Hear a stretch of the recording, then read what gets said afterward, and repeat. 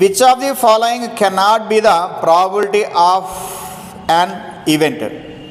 క్రింది వానిలో ఏది ఒక ఘటన యొక్క సంభావ్యతను సూచించదు? అంటే మనకి ఇక్కడ ప్రాబబిలిటీ కానిది మనం ఐడెంటిఫై చేయాలి. మరి ప్రాబబిలిటీ ఎలా ఉంటుంది మనకంటే, ఏదైనా ఒక ఈవెంట్ని తీసుకున్నామంటే everybody known 0 less than or equal to P of P less than or equal to 1 అనమాట.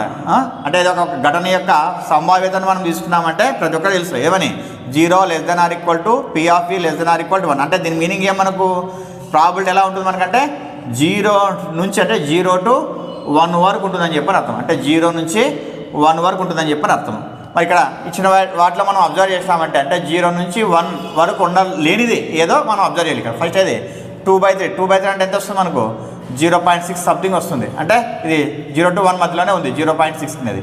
నెక్స్ట్ -1.5, ఇది అన్ని పాజిటివ్ కదా ఉండేది, ఇది నెగిటివ్ కదా. కాబట్టి ఏం చెప్పాలి మనం, ఈ second option is the right answer అని చెప్పొచ్చాను. మరి మిగతా కూడా అబ్జర్వ్ చేద్దాం.